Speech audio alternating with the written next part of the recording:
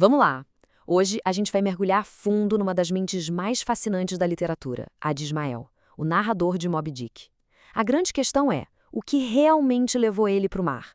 É essa psicologia por trás da jornada épica dele que a gente vai analisar.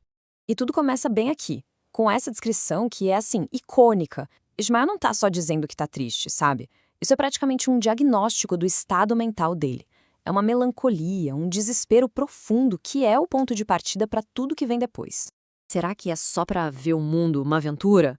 Ou tem algo bem mais profundo rolando ali? Pois é, essa é a pergunta central que a gente vai desvendar. Porque, olha, as motivações do Ismael, elas são bem mais complexas do que um simples desejo de viajar. A jornada do Ismael, na verdade, não é movida por uma coisa só. É como se fossem duas forças. Uma que empurra ele para longe da terra e outra que puxa ele em direção ao desconhecido. São exatamente esses fatores de empurrão e puxão que a gente vai ver agora. Ok, vamos começar com os fatores que estão literalmente expulsando ele. O próprio Ismael admite que ir para o mar é o seu substituto para a arma e as balas, ou seja, é um jeito de lidar com impulsos autodestrutivos. E não para por aí, né? Ele tá sem grana e precisa desesperadamente fugir daquela melancolia, da monotonia da vida em terra. O mar para ele é uma fuga literal dos seus demônios tanto internos quanto externos.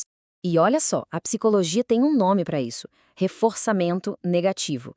E atenção, é importante não confundir com punição, tá? Pensa assim de um jeito bem simples. A pessoa tá com dor de cabeça. Aí ela toma um analgésico e a dor some. O comportamento de tomar o remédio foi reforçado porque removeu uma coisa ruim, a dor. É isso. Então, é exatamente isso que o Ismael está fazendo. A vida em terra, com toda aquela melancolia e monotonia, essa é a dor de cabeça dele, o estímulo aversivo. E qual é o remédio? Ir para o mar. É o comportamento que remove esse estímulo ruim. No fundo, é uma estratégia de sobrevivência psicológica. Mas calma lá, ele não tá só fugindo. Tem algo puxando ele também. Ismael tem o que ele chama de um desejo permanente por coisas distantes. É uma curiosidade, sabe? Uma vontade de conhecer mares proibidos, costas selvagens. E tem também um desejo intelectual. Uma vontade genuína de entender o Leviatã, a baleia. Ele não quer só escapar. Ele quer entender, quer explorar. Ele sente quase como um chamado do destino. Certo. Então o Ismael embarca movido por essa mistura de fuga e busca. Só que é ali, a bordo do navio, que a verdadeira transformação dele começa. E o catalisador para tudo isso é uma única pessoa, que é Keg.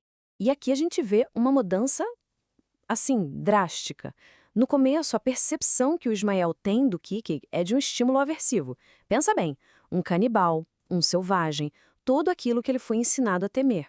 Mas aí, com a convivência, com a experiência real, essa percepção vira 180 graus. Kiki ele se torna um amigo, um companheiro leal, ou seja, um poderoso reforçador social. Esse processo tem nome também. É o contracondicionamento. É quando um estímulo que era negativo se torna positivo por causa de novas experiências. A experiência real, positiva, de conhecer o que Keg de verdade, a bondade dele, a lealdade, basicamente reescreve aquela resposta de medo e preconceito do Ismael. A realidade venceu o preconceito. E aqui está o ponto crucial. Ismael foi para o mar buscando grandes verdades sobre o universo, sobre as baleias, mas o que ele encontra de verdade é salvação na conexão humana, na amizade. Ele aprende que o verdadeiro antídoto para aquele novembro na alma não era a aventura, mas sim a empatia, a fraternidade. Estando a bordo do Pequod, essa jornada psicológica do Ismael fica ainda mais nítida quando a gente coloca lado a lado com a do Capitão Ahab. É de fato um confronto de duas mentalidades completamente diferentes. Olha, a diferença entre os dois é gritante. De um lado, tem o Ismael, com uma mentalidade flexível, adaptativa, a motivação dele evolui da fuga para a conexão e ele aprende a aceitar que o mundo é ambíguo. Do outro, Ahab, rígido, monomaníaco. A motivação central dele é uma só: vingança. Ele tenta impor a própria vontade ao mundo.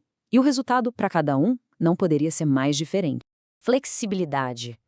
Se a gente tivesse que escolher uma palavra para definir a sobrevivência do Ismael, seria essa. É a capacidade dele de adaptar o pensamento, de mudar as próprias percepções, de encontrar significado onde ninguém esperava. É isso que o mantém psicologicamente são. Monomania. E em contraste direto, a gente tem a monomania do Ahab, aquela fixação única obsessiva que cega ele para todo o resto. Essa rigidez psicológica é exatamente o que leva ele e quase toda a tripulação para a destruição. E tudo isso nos leva à grande conclusão. Por quê? No final das contas, é o Ismael que sobrevive. Já adianto, não foi sorte. Foi o resultado direto de toda a evolução psicológica dele durante a viagem. Dá para resumir toda a jornada dele em 4 passos. Primeiro, a fuga. Ele começa fugindo de tudo que o aflige. Segundo, a conexão. Encontra salvação através da amizade com Kikeg. Terceiro, a adaptação. Desenvolve essa flexibilidade que permite navegar no caos sem quebrar. E por fim, a integração. A cena dele sobrevivendo, agarrado ao caixão do Kikeg, não é um acidente. É o símbolo máximo disso tudo. Ele sobrevive por causa da conexão que ele um dia temeu. E essa talvez seja a grande lição.